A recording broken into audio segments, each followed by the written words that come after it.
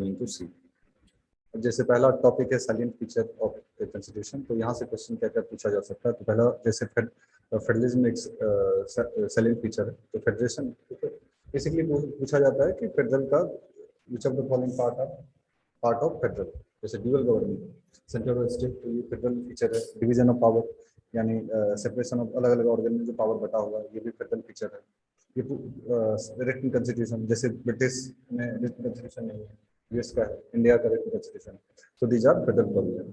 Supremacy of constitution, constitution supreme होगा compare to different institution. उसके बाद रिजिडिटी, ये भी फेडरल का फीचर है। इंडिपेंडेंट जुडिशरी, ये पूछा, इस बार भी पूछा गया है।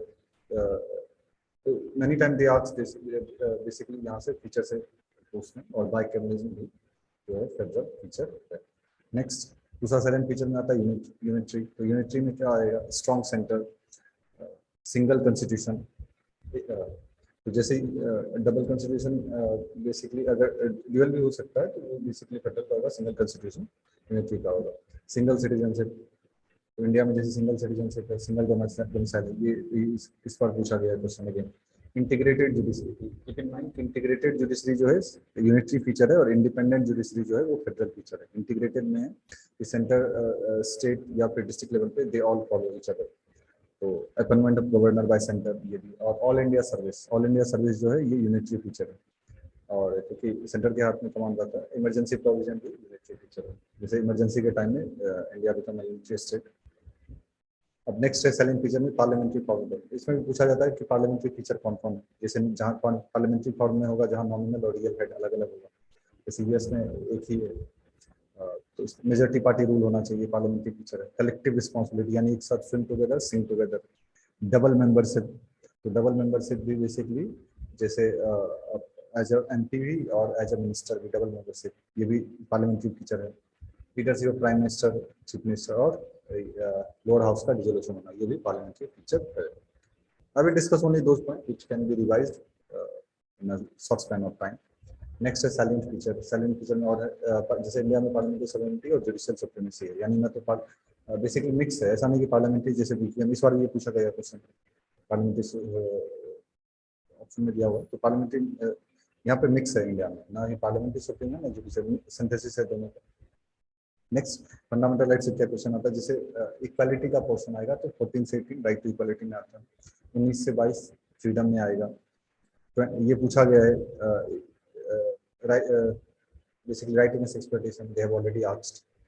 तो 23 24 में आएगा। Freedom of religion 25 28। कल्चर बाकी कुछ ज़्यादा बताने, फंडामेंटल राइट्स जो है वो बेसिकली इन्फोर्स होगा एक्ट के द्वारा। डीपीएसपी, तो डीपीएसपी बेसिकली सोशल और इकोनॉमिक डेमोक्रेसी के लिए और वेलफेयर स्टेट के लिए है। और इसमें पूछा गया जैसे वेल्थ के लिए इस बार क्वेश्चन था, मतलब डायरेक्टली नहीं पूछ रहे, they are not asking directly, but if you have a conceptual knowledge then you can solve. और नॉन जस्टिसेबल है, कीप इन माइंड यहाँ पे, तो इसको आप कोर्ट में नहीं जा सकते हैं। फंडामेंटल ड्यूटी 42 अमेंडमेंट से ऐड किया गया था। नेक्स्ट स्वर्ण सिंह कमेटी के रिकमेंडेशन पे एक एक्स्ट्रा डाला गया 86 कॉन्स्टिट्यूशनल अमेंडमेंट से। और नॉन जस्टिसेबल, तो इसमें एक क्वेश्चन कई बार जैसे नॉन जस्टिसेबल है, बट इसको एज ए रेफरेंस लेके लॉ, जैसे अलग अलग नेशनल एंथम अलग अलग लॉ बना हुआ है, तो फंडामेंटल ड्यूटी को एक बार इस लीगल एंगल देख सकते हो। It is already asked. Secular, secular कहाँ से रिफ्लेक्ट करता है, आर्टिकल 14, आर्टिकल 15, 16, 25 से 30, मतलब कई बार ऑप्शन में दे दिया जाता है कहाँ जो है जैसे सेकुलर फीचर रिफ्लेक्ट करता है फंडामेंटल राइट्स में, डीपीएसपी में, तो इस तरह से question they asked. Universal adult franchise जो है ये बेसिकली 61st कॉन्स्टिट्यूशन अमेंडमेंट में इसका एज कम किया। कई बार इंपॉर्टेंट कॉन्स्टिट्यूशन अमेंडमेंट भी पूछा जाता है। अमेंडमेंट उसके बाद सिंगल सिटीजनशिप इंडिया में है, ये बेसिकली सेकुलर ही कहीं बेसिकली ये किया जाएगा। कोऑपरेटिव सोसाइटी जो है इनिशियली नहीं था, 97 कॉन्स्टिट्यूशन अमेंडमेंट एक्ट से इसको जोड़ा गया, कॉन्स्टिट्यूशन स्टेटस दिया गया। तो इसमें फंडामेंटल राइट्स में ऐड हुआ 91C, और डीपीएसपी में भी ऐड किया गया 43B के थ्रू, और पार्ट 9B। तो कभी भी पूछा जा सकता है कोऑपरेटिव सोसाइटी जो है बेसिकली कहाँ मेंशन है, तो फंडामेंटल राइट्स में है, डीपीएसपी में है, पार्ट 9B है। और पार्लियामेंट के पास पावर है to regulate multi state cooperative society. Next schedule, schedule में कुछ भी क्वेश्चन, जैसे एक तो शेड्यूल सारा याद होना चाहिए, जैसे फर्स्ट शेड्यूल स्टेट का है, सेकंड शेड्यूल सेक्रेटरी का है, थर्ड शेड्यूल ओथ का है, फोर्थ शेड्यूल राजसभा सीट का है, फिफ्थ शेड्यूल और सिक्स शेड्यूल शेड्यूल कास्ट के लिए है, 7 शेड्यूल जो है वो बेसिकली पावर जो सेंट्रल स्टेट के बीच पावर है, 8 शेड्यूल लैंग्वेज के लिए है, 9 शेड्यूल जो कॉन्स्टिट्यूशन अमेंडमेंट होता है उसका प्रोटेक्शन के लिए है, 10 शेड्यूल में एंटी डिफेक्शन के लिए है, 11th और 12th शेड्यूल जो है वो लोकल गवर्नमेंट के लिए। तो इसमें क्वेश्चन और क्या, जैसे सेकंड शेड्यूल में सैलरी के बारे में है, लेकिन एमपी एमएलए का इसमें मेंशन नहीं है। उसके बाद थर्ड शेड्यूल ओथ के बारे में है, तो उसमें president vice president third schedule में शामिल नहीं है। इस तरह का पूछा जा सकता है कि कौन कौन बेसिकली शेड्यूल में नहीं है। बाकी 8 शेड्यूल में जैसे ये भी कई बार क्रोनोलॉजी पूछा जाता है कि कौन कौन सा लैंग्वेज जो है बेसिकली कैसे 8 शेड्यूल में ऐड हुआ। तो सबसे जैसे कोंकणी, मणिपुरी, नेपाली बाद में ऐड हुआ था 71st, और 92nd बाद में BDMS बोडो, डोगरी, मैथिली, संथाली, और 96 उड़िया। तो एक 71 उसमें 21 जोड़ देंगे 92। तो इस तरीके से किसी तरीके से ये क्रोनोलॉजी थोड़ा सा it can be asked. Next schedule में 9 शेड्यूल जो है ये भी इंपॉर्टेंट है, ये पूछा पहला फर्स्ट कॉन्स्टिट्यूशन अमेंडमेंट के थ्रू ये शेड्यूल आया था, और लैंड रिफॉर्म ये भी पूछा गया है एक बार ऑलरेडी। अब पार्ट 2 है सोर्स ऑफ द कॉन्स्टिट्यूशन। यहाँ से क्या क्वेश्चन बन सकता है, जैसे emergency provision, basically administrative detail, इनका सोर्स क्या है, फेडरल स्कीम, इनका source government of India 1935 act है, इमरजेंसी प्रोविजन, एडमिनिस्ट्रेटिव डिटेल और फेडरल स्कीम। नेक्स्ट ब्रिटिश से बेसिकली क्या है, rule of law, it's parliamentary privilege, ये ब्रिटिश से लिया गया है। उसके बाद बेसिकली कनाडा से स्ट्रॉन्ग सेंटर, और उसके बाद procedure establish by law Japan, और भी है सोर्स में, but these are I found important. Preamble से और क्या क्वेश्चन, प्रीएम्बल बेस्ड है ऑब्जेक्टिव रेजोल्यूशन पे। नेक्स्ट है सोर्स नहीं है ये प्रीएम्बल की, मतलब जैसे इसके थ्रू लॉ बनेगा, लेकिन ये प्रोविजन भी नहीं, नॉन जस्टिसेबल है, इसको इन्फोर्स करने के लिए आप कोर्ट नहीं जा सकते हैं, but it act as a guiding principle light. ये भी पूछा गया है एक बार प्रीएम्बल से लेकर, इसका अक्सर कोई ना कोई क्वेश्चन बनता है।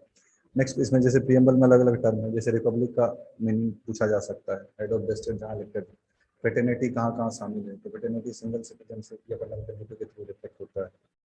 प्रीएम्बल बहुत इंपॉर्टेंट है, ठीक है, उसका बाय हार्ट याद होना चाहिए। प्रीएम्बल पार्ट है, तो वेरी बारी केस में हुआ था कि पार्ट 4 में नहीं है, बाद में यहाँ पे एक मिस्टेक है, केस 1 में भारतीय सेकंड केस था।